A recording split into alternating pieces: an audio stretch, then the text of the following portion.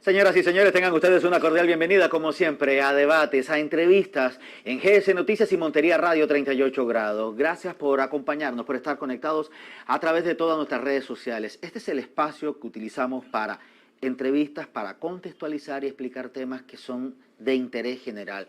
Y este sí que es uno de los temas que ustedes saben que nos apasionan y que no la dejamos caer, y tiene que ver con el tema de educación. Y cuando hablamos de educación es formación de una sociedad. Hablamos de formación y oportunidades especialmente para los chicos que están ya esperando para salir de bachillerato o que están buscando una oportunidad para ingresar a la universidad pública. Por eso está con nosotros nuevamente el presidente del Sistema Universitario Estatal en Colombia, en el Caribe, rector de la universidad de este departamento, el doctor Jairo Torres Oviedo, a quien le agradecemos mucho. Doctor Jairo, bienvenido nuevamente a esta su casa periodística. Muchas gracias. Muy buenos días a ti, Gustavo, por supuesto, a todos quienes nos sintonizan en este momento.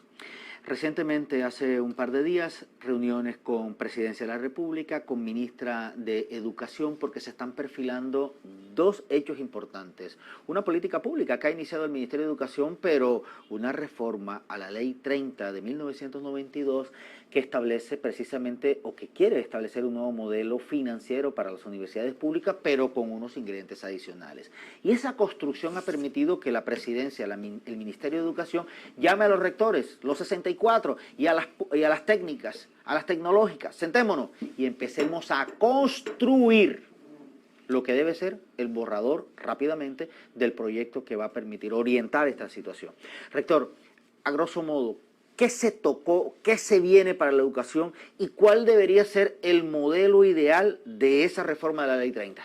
Mire, Gustavo, aquí hay un contexto que es importante referenciarlo como punto de partida para tener un análisis comprensivo de estas complejidades y sobre todo de la hoja de ruta que el gobierno se ha trazado en materia de educación superior. Y es que en el Plan Nacional de Desarrollo, denominado Colombia Potencia Mundial de la Vida, que ya fue aprobado en el Congreso de la República y que pues, es la hoja de ruta con el cual este gobierno pues, va a trabajar en los próximos 4 años. En el componente de educación, pues se establecen unas apuestas ambiciosas y transformadoras. Una de ellas tiene que ver con la educación superior como un derecho fundamental, de carácter progresivo. ¿Qué significa la educación superior como un derecho fundamental progresivo? Pues que llegue a todos los jóvenes de Colombia. Ese es un avance importante, como sucede en los países hoy desarrollados. Yo acabo de venir de Alemania, conociendo el modelo de educación de Alemania. Y en Alemania la educación es gratuita y es pública, en todos los niveles. Y Alemania tiene 300 universidades y tiene una cobertura de 3 millones de jóvenes, o sea, una cobertura universal. O sea, la educación superior, técnica y tecnológica en Alemania le llega a todos los jóvenes por igual, independientemente de la condición social, étnica, religiosa. Ese es un derecho. Eso es lo que define un derecho, que todo el mundo tenga acceso a él. Ya es libertad del sujeto acceder o no acceder al derecho, pero sobre ello no existe ningún impedimento. Colombia tiene que transitar hacia allá. Hoy, la Ley 30 del año 92, que es la que rige la educación superior, no establece la educación como un derecho fundamental, sino como un servicio público. Y aquí es bueno aclarar para quienes me están escuchando, que esto sigue para ser ejercicio pedagógico. No siempre un servicio público lo presta el Estado. No siempre un servicio público lo presta el Estado. ¿Sí? Hay servicios públicos que lo presta un particular. En el caso de la educación, el sistema de educación superior como servicio público está soportado en un sistema mixto. Es decir, lo presta el Estado y lo prestan los particulares, que son las universidades privadas y las universidades públicas. Entonces, es importante tener en cuenta eso. ¿Qué plantea entonces, o cuál es la apuesta del gobierno en ese sentido? Es, hombre, que la educación no sea un servicio, sino sea un derecho. Y que el Estado debe garantizar ese derecho. Hacia allá vamos, ¿no? De ahí entonces se desprende la constitución o la conformación o la estructuración de una nueva ley de educación superior. Ese es un punto del debate hoy, ¿cierto? Un punto del debate. Y por otro lado, mientras avanzamos en una reforma, es como le garantizamos a las universidades públicas una sostenibilidad financiera y cómo avanzamos en ampliación de cobertura. Nosotros desde el sistema universitario estatal hemos sido claros en las estadísticas. Hoy la cobertura en Colombia es del 56%, que está soportado en ese sistema mixto, que presta la educación como servicio público. El 46% no tiene acceso a ese servicio público. Ese 46% equivale a 2 millones de jóvenes en Colombia que hoy no tienen acceso a ese derecho fundamental.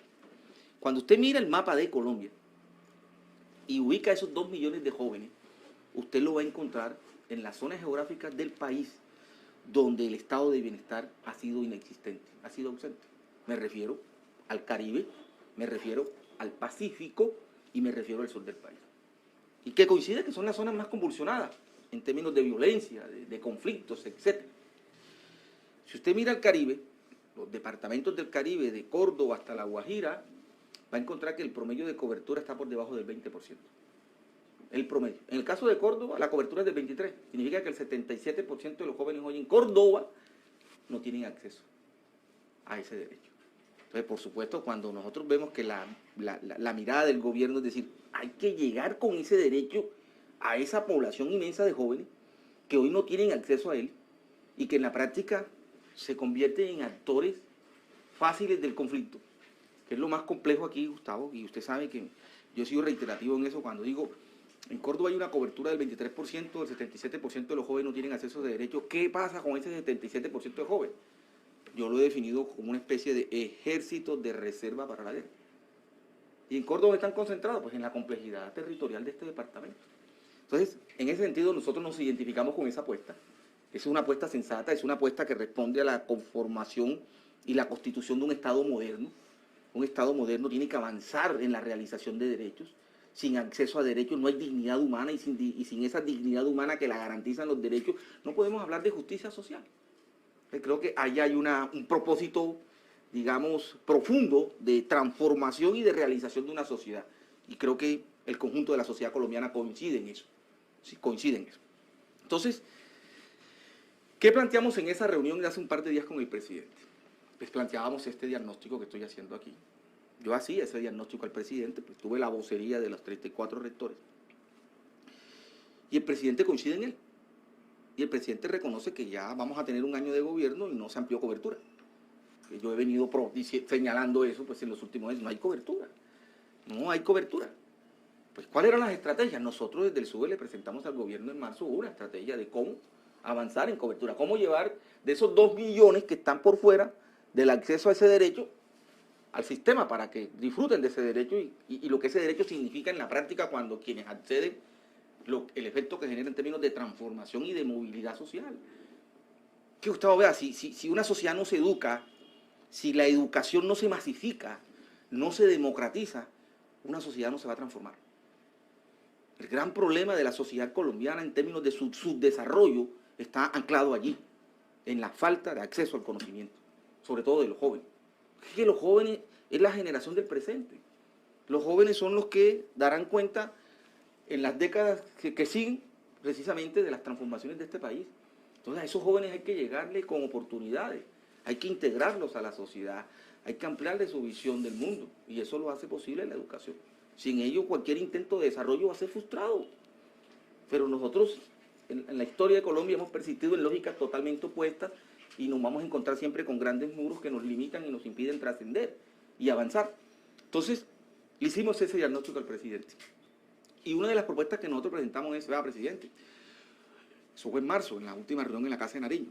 Nosotros podemos hacer un esfuerzo, nosotros que en las universidades públicas y las 31 instituciones técnicas y tecnológicas públicas que dan educación técnica y tecnológica, de un crecimiento de 5% anual, 20% en el cuatrenio por universidad. Eso significa que las 34 universidades podemos generar 130.000 nuevos cupos. Y las 31 instituciones técnicas y tecnológicas, haciendo el mismo esfuerzo, pueden generar 130.000 cupos. Serían 260.000 cupos. O sea, el 50% de la meta de 500.000. Y las universidades privadas que tienen arraigo en los territorios, hablamos de unos 60.000. Estaríamos hablando de unos 300.000. Y que paralelo a eso pudiésemos avanzar en la construcción de la sede regional, que eso amerita pues un tiempo mucho más prudente, mucho más extenso, porque pues legalizar los terrenos, etcétera, los proyectos, las infraestructuras. Pero digamos ese era como el modelo que nosotros en su momento le presentamos al gobierno del presidente Petro y al Ministerio de Educación. Mira, aquí hay una propuesta nuestra del SUBE, desde la experiencia que nosotros tenemos por tener presencia en los territorios, conocemos nuestros territorios, sabemos cómo podemos generar unas estrategias de ampliación de cobertura. ¿sí? Pues desafortunadamente en eso no se avanzó.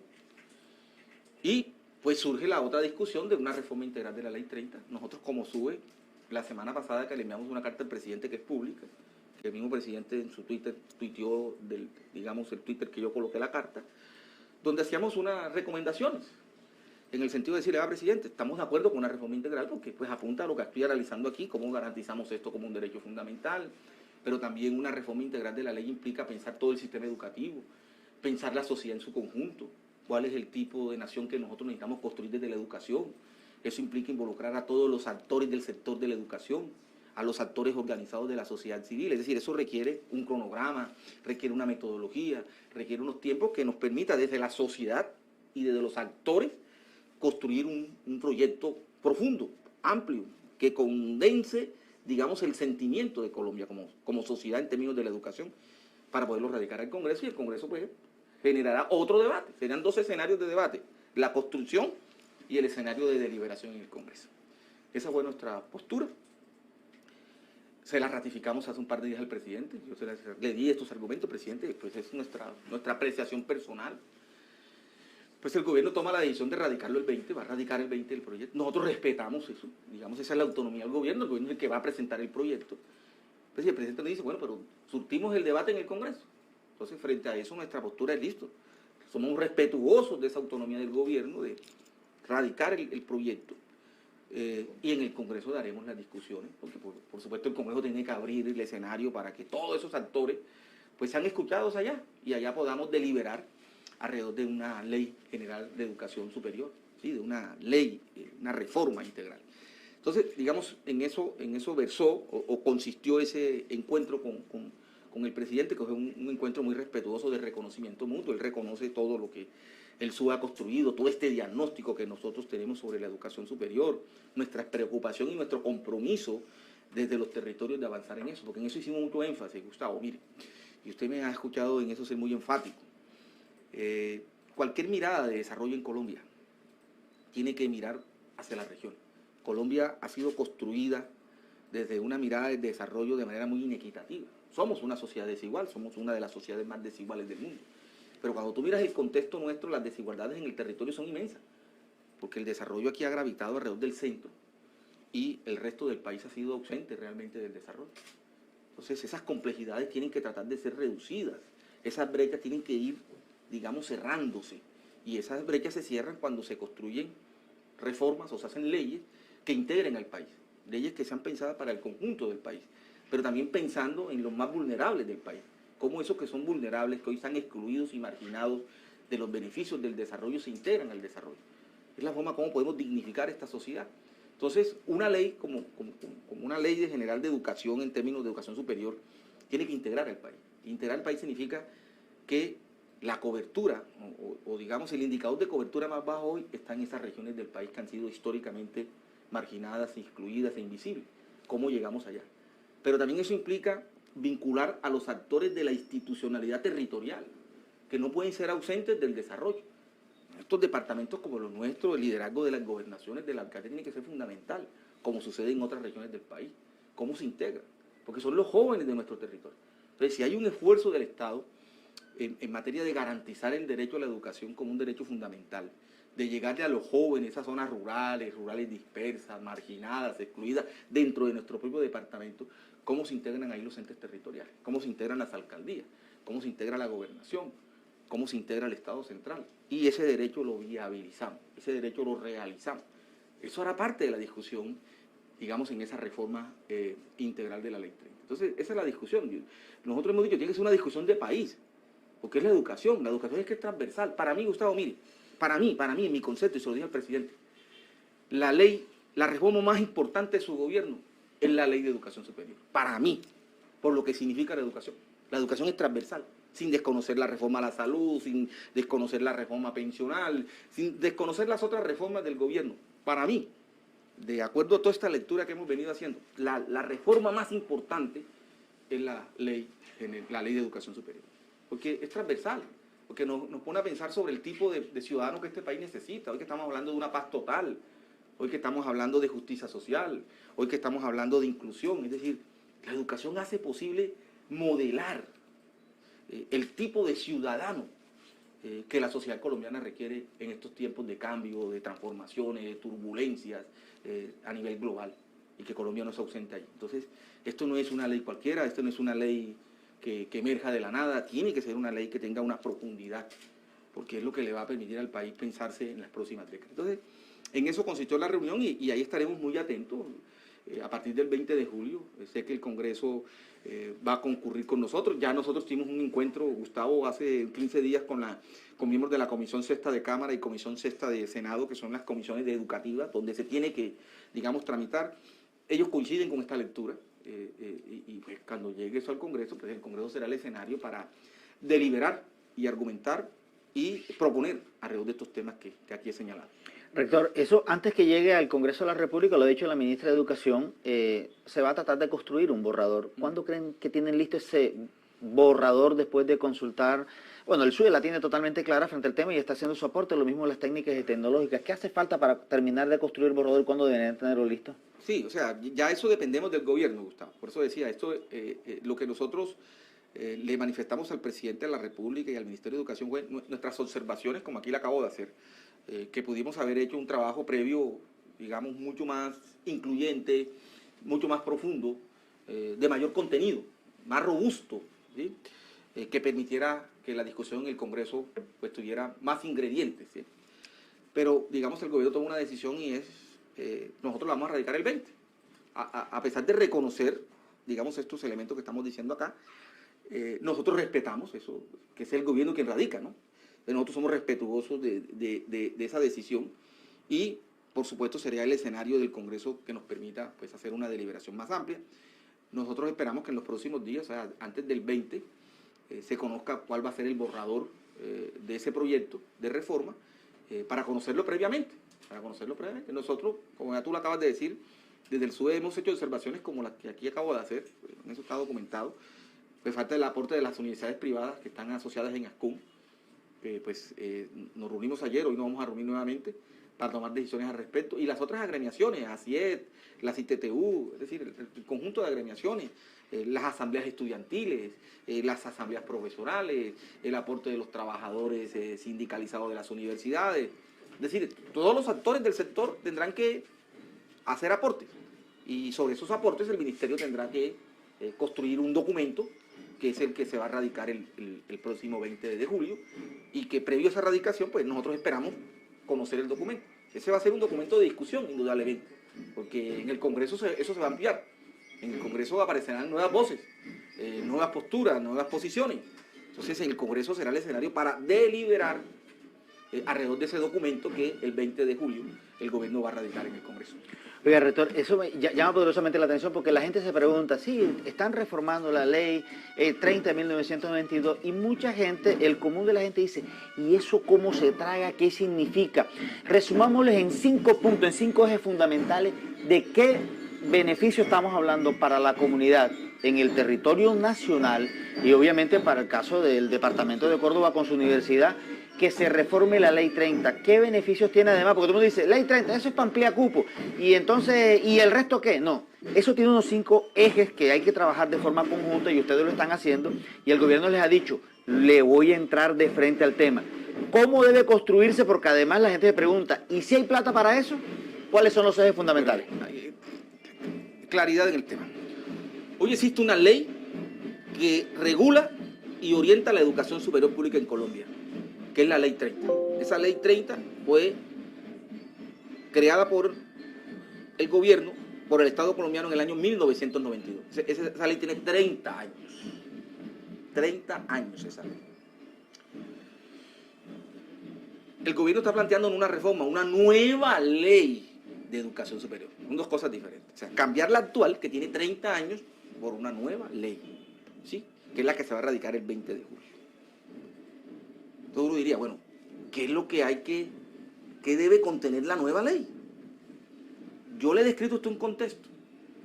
Por ejemplo, cuando uno compara los modelos educativos a nivel superior del mundo desarrollado con nosotros, usted me dirá, bueno, pero ¿por qué compara? Pues yo he tenido la oportunidad, Gustavo, afortunadamente, de conocer los modelos educativos más desarrollados del mundo y conocerlos en lectura y ir allá. el modelo finlandés, el modelo alemán, el modelo, por ejemplo, que tiene Israel, la mayor parte del modelo europeo, ¿sí? Si se quiere el modelo de los tigres asiáticos, el modelo de Singapur, el modelo de Japón. Países que hace 50, 60 años estaban en condiciones quizás iguales o peores a como estamos nosotros hoy en Colombia. ¿Qué hicieron ellos? Reformaron su sistema educativo. De ahí partió su visión de desarrollo. De ahí partió la construcción de una hoja de ruta del desarrollo de estos países. Por eso lo decía, para mí esta es la ley más importante del gobierno del presidente Petro, porque es la que sienta las bases de la construcción de una nación moderna. Y eso se logra a través de la educación. Entonces eso es muy importante. Entonces uno diría, bueno, ¿qué es lo que ha pasado en estos 30 años que se quiere reformar o se quiere cambiar esta ley? Como por ejemplo ahora el sistema de salud. Se presentó una ley, bueno, pero ¿por qué se quiere cambiar el sistema de salud por un nuevo sistema de salud? ¿Por qué se quiere cambiar el sistema pensional por un nuevo sistema pensional? La pregunta que hoy asalta es, o que se tendría es, bueno, ¿y por qué esta ley que tiene 30 años? ¿Por qué? Entonces, las razones. La educación superior pública en Colombia no creció. Colombia tiene 34 universidades, por ejemplo. Es decir, el Estado no construyó capacidades en los territorios desde el punto de vista de la educación superior. Los indicadores así lo demuestran. Que hoy el 46% de los jóvenes no tengan acceso a la educación superior, le indica a ustedes que esa ley no fue capaz de crear las condiciones y las capacidades para que la juventud colombiana acceda a un derecho fundamental. ¿Sí? El otro, el de financiamiento de la universidad pública. ¿Por qué las universidades públicas están desfinanciadas? ¿Por qué la universidad pública tiene que generar sus propios recursos para poder sostenerse? Etcétera, etcétera. Es decir, hay una realidad que nos dice, oiga, esto hay que modificarlo. Es decir, el estado de cosas aquí no se quedó anclado. Aquí hay una especie de inercia. Esto tiene que transformarse. Y como estamos en un escenario de un gobierno que plantea cambios y reformas estructurales, entonces hay que cambiar esa ley de educación. Obviamente habrán cosas en esa ley actual que son favorables y que permanecerán. Por ejemplo, una de ellas es el tema de la autonomía universitaria. Cómo la autonomía universitaria la fortalecemos. Es que la autonomía universitaria es una reivindicación desde la reforma de Córdoba en Argentina, de hace décadas, y que la ley general, que la ley de educación superior del 92, la ley 30, la recogió. Pero ¿cómo profundizamos eso? Esa autonomía en términos de que la universidad esté blindada de injerencia de lógicas de poderes externos que la desvirtúen, por ejemplo. ¿Cómo la blindamos de la politiquería territorial? ¿Sí? ¿Cómo serían las estructuras de gobierno para que haya ese blindaje? Para que esa autonomía sea una autonomía plena de realización, una autonomía que no permita la endogamia, que no permita las arbitrariedades ni los excesos de poder. Cómo esa autonomía también tiene regulaciones, es decir, eso hace parte de una discusión. Porque en estos 30 años hemos visto que esa autonomía en algunas universidades ha sido útil para pensarse ella misma, pero en otras esa autonomía ha sido manoseada y ha sido desvirtuada. ¿Sí? Muchas universidades territoriales son cooptadas por los intereses de la politiquería, que han hecho de la esfera pública su empresa privada. Cómo las universidades públicas están al margen de ese manoseo de la politiquería regional. Entonces, esas son discusiones que hay que plantearse en el marco de esta reforma. Sí, si esa autonomía que se construyó allí en la Ley 30 del 92, que hay que mejorar de ella. El gobierno universitario. ¿Sí? Entonces, hay muchas cosas que hay que pensar allí. Entonces, digamos, un elemento central en esta nueva ley, y esto es lo más importante, Gustavo, que le decía al principio. Hoy la ley 30 establece la educación como un servicio público. La nueva ley, que es la que se va a radicar, que es la posición del gobierno, que es lo más claro sobre el cual coincidimos, la educación como un derecho fundamental progresivo. ¿Qué diferencia hay que pasemos de la actual ley de un servicio público a la nueva ley que se va a radicar, que nos diga que es un derecho fundamental que debe ser garantizado por el Estado? Ahí hay un cambio gigantesco. Esa es la transformación, esa es la vía, ese es el punto de partida para construir una sociedad moderna y para hacer de la educación un derecho al acceso de todos los jóvenes de este territorio nacional, independiente de dónde viva, independiente de cuál sea su grupo étnico, cuál sea su creencia religiosa, cuál sea su posición social. Eso es una sociedad moderna, eso es garantizar un derecho, eso es permitir el acceso a un derecho, que es lo que hace que una sociedad se realice. Entonces, ahí hay un punto de partida que es inmenso Y ya el contenido hará parte de la discusión y lo conoceremos cuando se presente el borrador y hay que nutrirlo. Entonces creo que la discusión está planteada. Incluso yo le he dicho, Gustavo, y aquí lo voy a ratificar, para mí una ley de educación superior debe repensar todo el sistema educativo en Colombia. El sistema educativo en Colombia es disperso. Está el preescolar, la básica, la media, la técnica, la tecnológica, el SENA. Es una concha de retazo. ¿Cómo integramos todo un sistema?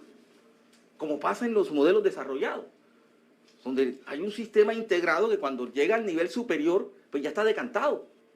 Acá no funciona así. Entonces creo que eso debe ser parte de la discusión en esta ley, en esta discusión de la ley, y es cómo pensamos un sistema educativo que esté integrado realmente, que se integre realmente. Otra discusión, ¿qué va a pasar con los privados? Porque en la lógica del gobierno, si pasamos de un servicio público a un derecho fundamental progresivo, la lógica privada es inexistente. Entonces, esa es otra discusión que va a ser muy profunda en este debate. ¿Qué va a pasar allí? ¿Qué va a pasar allí? ¿Sí?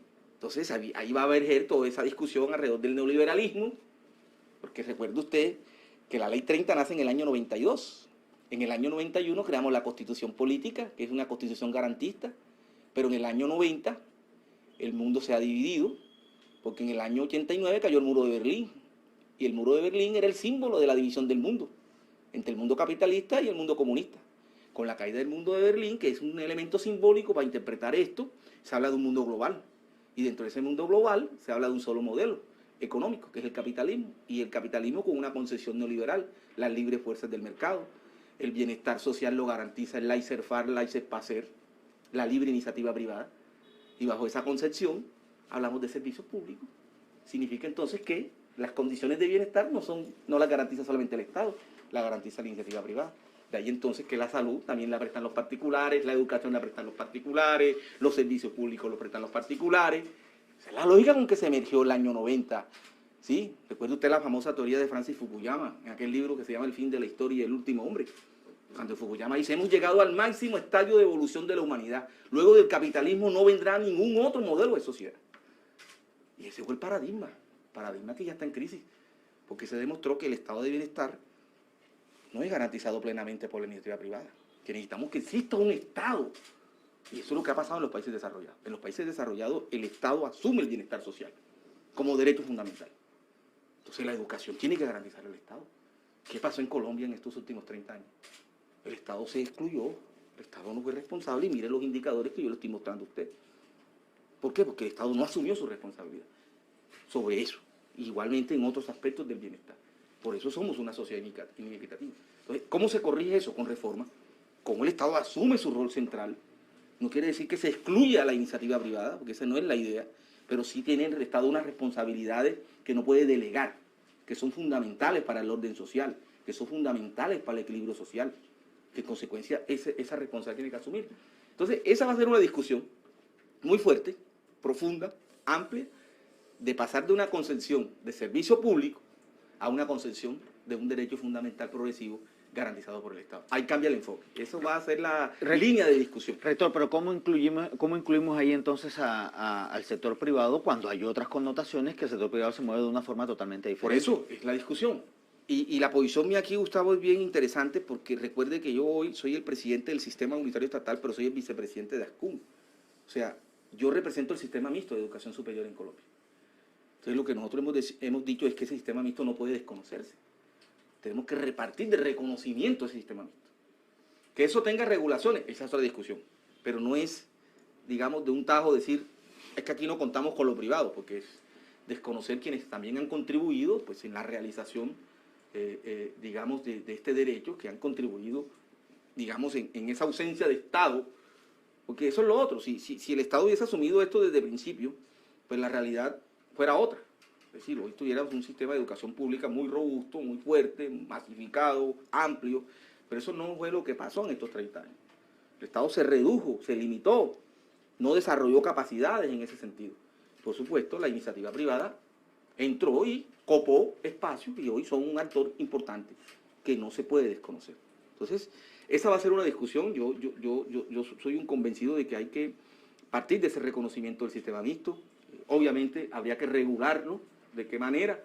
Sí, porque también esto ha generado discusiones alrededor de que pues hoy, si bien es cierto, las universidades privadas son sin ánimo de lucro, pues de qué manera también han contribuido ellas a la realización y a la ampliación de este derecho. En fin, eso va a ser parte de la discusión, pues las universidades privadas van a tener sus argumentos y van a tener su defensa frente a eso, como también lo público. Va a ser un debate interesante, Gustavo, y ese debate pues se llevará a cabo en el Congreso. Ese va a ser el escenario donde vamos a debatir cuál es la ley de educación superior que Colombia hoy necesita y que debe proyectarnos en los próximos años. Y la idea es que haya una construcción efectiva de todo un proyecto que permita afinar una ley con todos los actores. Y bien lo ha dicho el doctor Jairo Torres, no está definida, no está dada la última palabra, porque de eso se trata. Así funcionan las democracias. Proyecto, y tiene que haber un órgano que discuta, en este caso el legislativo, con todos los actores, y que haya una proposición conjunta que permita construir, ojalá, un mejor modelo, como se está planteando. A esto hay que mirarle aristas, quítense el tema político, estoy hablando directamente a los congresistas. Esto no le pongan color político ni ideología, que lo voy a aprobar porque este es de izquierda, de derecha, no. Esto, concientícense que hay una necesidad sentida y que los tiempos van cambiando. Eso es como el que estudia. Pregrado necesita actualizar conocimiento. ¿Y cómo lo actualiza? Con una especialización. Y luego con un doctorado. Y luego con una maestría. Vas actualizando conocimiento. El que no actualiza conocimiento se va quedando en el tiempo. Exactamente pasó lo mismo con la reforma. Con la ley 30 mejor. Ahora hay que reformarla integralmente buscando mejores estándares. Las cosas han cambiado y hay que buscar unos mejores caminos. Rector, ya ustedes han tocado, digo ustedes porque todo el sistema universitario estatal lo ha hecho, a todos los congresistas en las regiones. ¿Hay buen ambiente en del proyecto? Por lo menos la esencia del proyecto tiene buen ambiente y receptividad. Mire, Gustavo, el Congreso siempre ha sido muy proclive a la educación. O sea, y lo digo yo por la experiencia de los últimos años como presidente del SUBE. Digamos, cuando uno habla sobre los temas educativos con los congresistas, hay una apertura y una disposición. Y usted lo acaba de decir. La educación debe ser el centro sobre el cual se pueda pensar Colombia como sociedad. La educación debe ser el centro sobre el cual se deba pensar Colombia como una nación incluyente, integrada, donde nos podamos reconocer todos. De ahí entonces la importancia de la educación. Y el Congreso está abierto a eso. Esto no puede tener ningún tipo de sesgos, ¿sí? Debe pensarse en Colombia. ¿Cuál es el modelo, cuál es el proyecto de educación que Colombia hoy demanda y necesita para poder reducir inequidades, para poder cerrar brechas de desigualdad social entre sectores sociales y entre regiones del país? Entonces, este va a ser un debate interesante. Y yo sé que el Congreso lo va a asumir con toda la apertura, como corresponde a un debate de esta naturaleza, y allí pues tendrá que primar argumentos y propuestas constructivas. Y al final, que es lo que esperamos, pues podamos construir entre todos, porque esto es lo que se requiere aquí, un proyecto de ley de educación superior o una ley de educación superior que le diga al país, le estamos respondiendo a Colombia, le estamos respondiendo a los jóvenes de Colombia.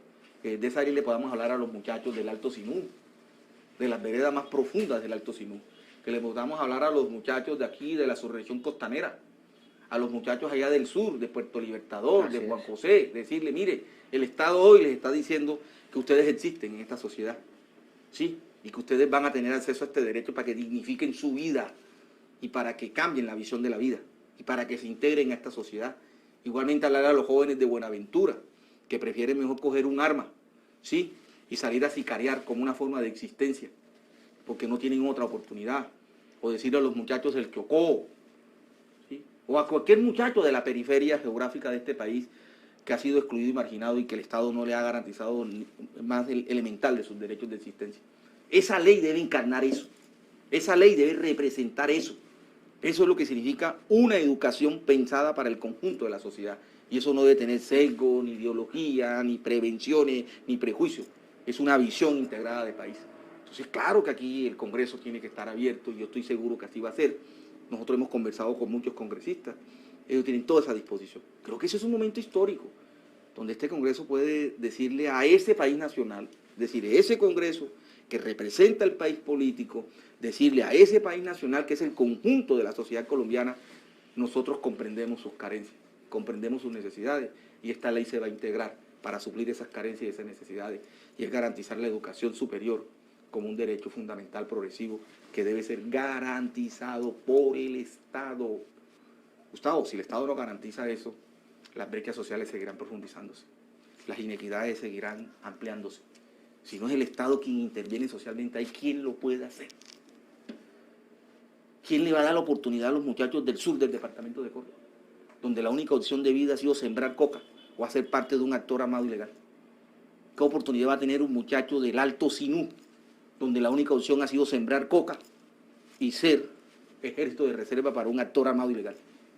Si el Estado no llega ahí, ¿quién va a llegar? Fines esenciales del Estado. Hablamos de la paz se construye con oportunidades, la paz se construye con construcción de derechos. Si el Estado no hace eso, ¿quién lo va a hacer? Es que esa es la concepción que tenemos que cambiar, Gustavo. Esa es la concepción que tenemos que cambiar en Colombia. Por eso aquí tenemos que el debate central es alrededor de un estado de bienestar. ¿Cómo le garantizamos a la gente los medios necesarios para que dignifiquen su vida?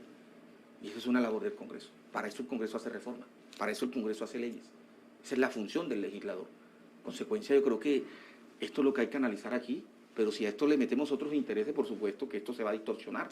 Por ello, la posición nuestra desde el SUE es listo. Concurrimos al Congreso, gobierno. Respetamos que ustedes radiquen un proyecto, pero en el Congreso daremos los debates sobre estos temas, que es lo que nosotros estamos necesitando. Así que esto es un momento particular, esto es un momento histórico, y ahí estaremos muy atentos, y además seguir avanzando en lo que está consignado en el Plan Nacional de Desarrollo en materia de educación. Necesitamos seguir ampliando cobertura. Eso es fundamental hoy, Gustavo, eso es fundamental. Cómo llevamos la mayor cantidad de jóvenes a la educación superior, con pertinencia, con calidad, porque esa es otra discusión, es decir, no es llenar cubo por llenar cubo. Estamos hablando de una educación con pertinencia, es decir, que responda a estas dinámicas productivas, que ese muchacho que ingresa allí, pues lo que aprenda sea útil a la sociedad, le sea útil a él en términos de movilidad social y que contribuya a transformar su entorno. Eso es la pertinencia. Y la calidad es que ese muchacho cuando acceda a la educación, acceda con todas las condiciones, con buenos profesores, buena infraestructura, buenos laboratorios, acceso a tecnología. Sí, que es esa es la educación de calidad. Entonces, digamos, tenemos que seguir avanzando allí. El tema de financiamiento, nosotros no hemos cedido frente a la reforma del 86-87, usted sabe que ya eso está radicado en el Congreso, ya pasó primer debate en la Comisión Sexta de la Cámara. Entonces, paralelo a esa discusión de la reforma integral, vamos a preservar con las comisiones Sexta de Cámara y Senado que continuemos el trámite de la reforma del 86-87.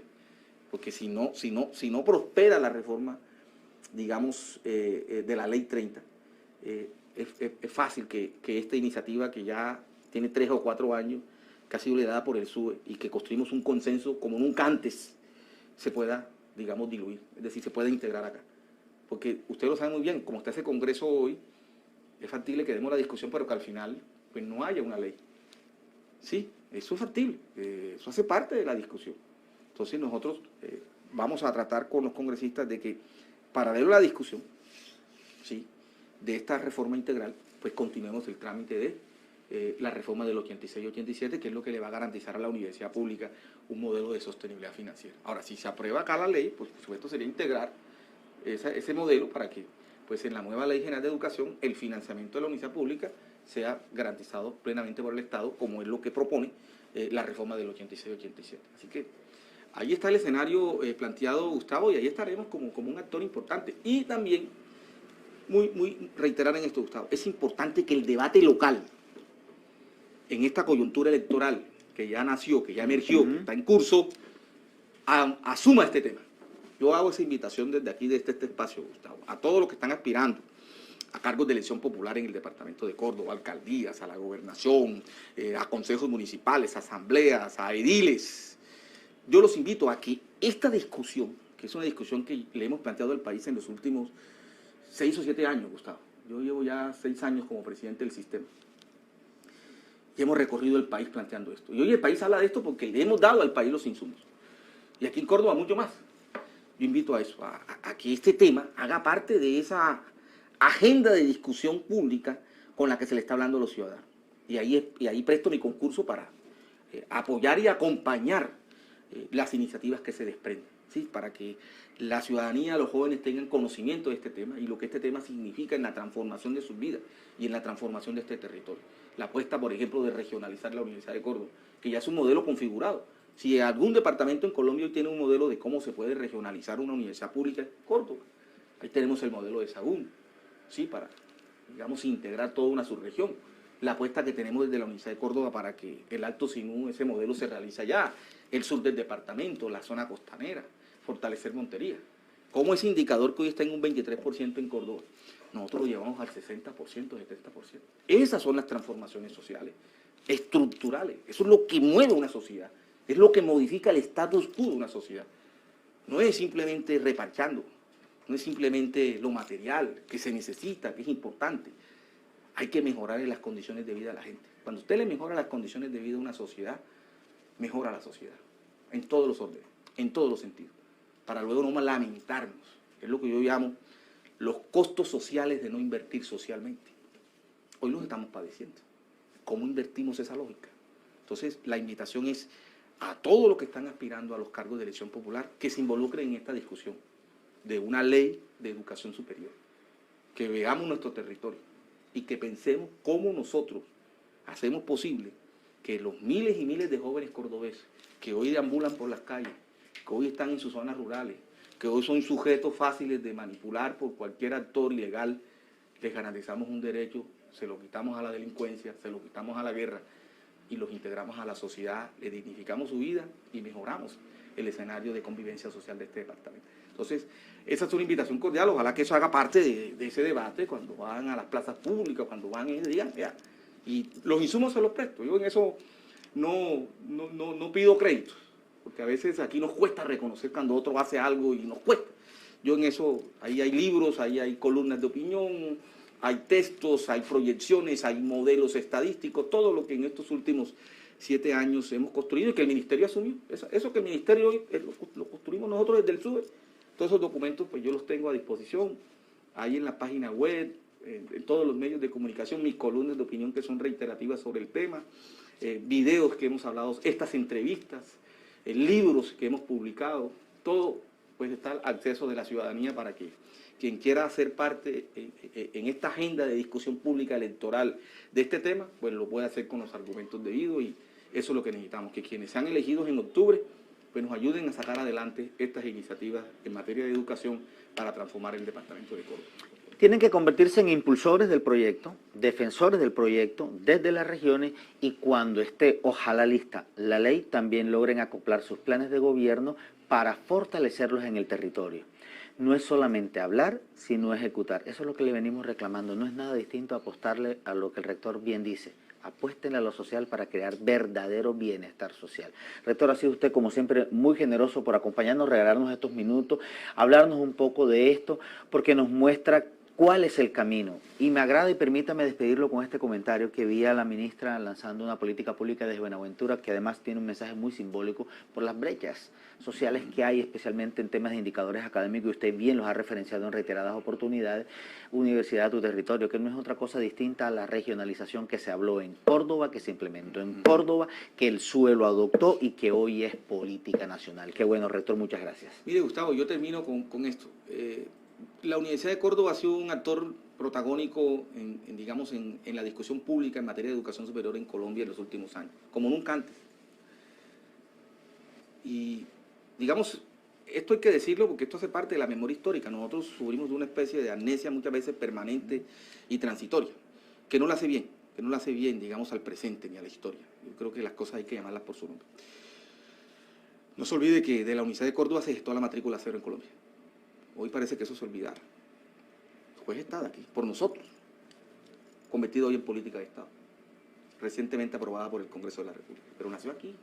Cuando nadie se atrevió a proponer eso, nosotros lo hicimos, con los riesgos sociales que eso implicaba, en plena pandemia. Y nosotros hoy le garantizamos a todos muchachos, inclusive a los que no han nacido, que cuando nazcan y lleguen ahí van a tener ese derecho. Eso genera impacto social. ¿Sí? Y no lo vemos yo con ningún interés distinto, porque nosotros estamos acostumbrados en un departamento, para no hablar del país, que cualquier cosa que se haga, luego lo quieren sacarle rédito.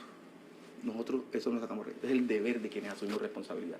Por eso lo he dicho, yo aquí tengo una responsabilidad, y si yo no estoy a la altura de esa responsabilidad, que venga otro y la haga. Entonces, mientras uno tiene una responsabilidad, trata de hacerla mejor todos los días, hacerla mejor. Hoy hemos tenido un liderazgo local, pero también hemos tenido un liderazgo nacional.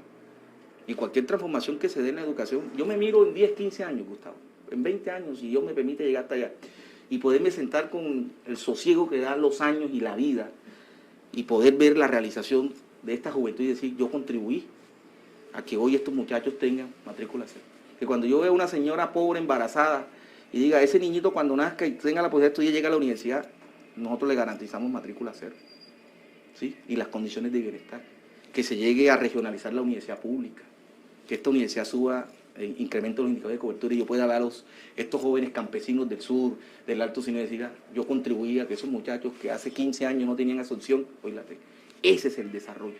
Ese es lo que yo llamo la mirada generacional del desarrollo. Esta generación, mi generación, que tenemos roles diferentes, responsabilidades, tenemos que contribuir a que este territorio sea mejor, no pensando solamente en nosotros, sino en los que nos van a reemplazar a nosotros. No se nos olvide que nuestra existencia tiene una finitud, tiene un límite, y a veces nos creemos inmortales, tenemos una finitud. Y en este tránsito por esta finitud, tenemos que dar lo mejor para que este departamento sea mejor. ¿Y cómo lo hacemos mejor? Cuando la gente vive mejor, cuando la gente tiene acceso a derechos y a bienestar que hoy no tiene. Y ese es un mensaje que yo le mando a quienes están asumiendo el liderazgo político, a quienes aspiran. Esto no es un asunto de vanidades, ni de egos, ni de individualismos, ¿sí? Ni de prestigio, ni de imagen. Es un asunto de realización. Por eso yo siempre he dicho, el ejercicio de la política para mí es un ejercicio serio, porque quienes asumen liderazgo político, de ellos depende el futuro de otras personas. De sus decisiones depende el futuro. Por eso con esto no se puede jugar. Esto es un asunto serio, la política es un asunto serio. Llegar a una alcaldía, a una gobernación, a un consejo, eso es una responsabilidad seria. Tiene que ser pensada en estos términos. Así que nosotros hemos hecho muchos aportes, seguiremos siendo aportes. Ahí están los resultados de la universidad. Hoy tenemos la mejor universidad del Caribe, la cuarta entre las 34 públicas del país, la número 2 en Colombia y una de las mejores en el mundo de acuerdo al último ranking internacional. Eso es trabajo, eso es liderazgo, para que este departamento se sienta orgulloso, para que este departamento sienta mayor sentido de pertenencia, se empodere más, sienta lo que hay aquí, lo valore más, lo quiera más. Entonces eso es trabajo y eso yo invito al conjunto del liderazgo de este departamento, el liderazgo empresarial, político, etcétera, que juntemos capacidades y empujemos esto. Este departamento tiene grandes potencialidades, este departamento se merece lo mejor y te lo damos nosotros con nuestras capacidades y nuestro liderazgo. Y ese ha sido el trabajo de la universidad y lo seguiremos haciendo. Por eso todo este tema de regionalización, todo este tema de cobertura universitaria, que ya trascendió, Gustavo, ya no solamente en Córdoba, es en Colombia. La discusión que vendrá sobre una ley de educación superior, ahí estaremos nosotros. Ahí está Córdoba, ahí está este departamento. Entonces aquí hay grandes retos y en el tiempo que nos queda, Gustavo, al frente de esta responsabilidad, me quedan todavía 3 años como rector de la universidad, pues seguiremos trabajando, ya no solamente en una agenda local, ya esa agenda local se hizo nacional y ya está integrada en lo nacional. Y la idea es avanzar. Y en esta discusión de la ley, por supuesto, sentarnos con todos los congresistas. En su momento, pues haremos reuniones con los congresistas y pues mostraremos todas estas visiones, a ver cómo también desde allí sacamos cosas y vamos integrando. Pero ese es el mensaje que yo le envío pues a todos los que nos escuchan. Siempre este ejercicio es un ejercicio educativo y pedagógico, Gustavo. Y yo te doy las gracias a ti como a los otros medios, porque cuando yo llego a los medios de comunicación, no habla el político, Gustavo, habla el académico, habla el profesor universitario. Y me dice, rector, usted me habla de que yo soy un profesor. No como algunos dicen que aparecen ahora en las campañas, profesor por todos lados. Yo soy un profesor por formación y convicción, es lo que he hecho toda mi vida. O sea, yo no he hecho otra cosa distinta que enseñar. Todo lo que he hecho toda mi vida es enseñar. Entonces, digamos, yo soy un profesor universitario. Aunque yo soy doctor, o sea, yo soy doctor, pero dicen profesor. Y a mí me gusta que digan profesor, no doctor. Y soy doctor por formación. Es decir, yo tuve un título de doctorado 6 años, estudiando en una universidad y logré mi título de doctor, que es el máximo grado de formación en una disciplina científica, estudiando. Pero me gusta que me digan profesor porque eso es lo que yo he hecho toda la vida. Entonces, en estos espacios que ustedes me abren en los medios, pues tengo que hablar con estos insumos. Lo mismo que hago en mi columna de opinión. En mi columna de opinión lo que trato es de hacer una clase sobre un tema y que quien me lea, quien me escuche, trate de entender cuál es el contenido y cuál es el mensaje, que siempre es educativo. No lleva ningún sesgo ideológico, no llega ningún dogmatismo. Siempre pues abierto a que podamos discutir y profundizar y que esto llegue a la sociedad. Qué bueno que quienes nos escuchan esto les genere una enseñanza. Así sea para discutir, así sea para que diga, no estoy de acuerdo con lo que dice ese señor. Eso hace parte de la discusión. Eso es lo que uno llamaría el debate público. El debate público es eso, que la ciudadanía tenga acceso a información, no a una información, sino a multiplicidad de información. y que tenga la capacidad de digerirla, de comprenderla y formarse su propia opinión, su propio criterio. En eso consiste la democracia. Por eso estos espacios contribuyen a la democracia. Porque la democracia es pluralidad, la democracia es diversidad, no es homogeneidad, no es una visión unidimensional de las cosas, es amplitud. Y eso ustedes como medios contribuyen a que podamos hablar de democracia en esos términos. Pedagogía con el profesor Jairo Torres Oviedo, el presidente del Sistema Universitario Estatal y rector de la Universidad de Córdoba. A todos ustedes, gracias por la compañía. Feliz mañana para todos.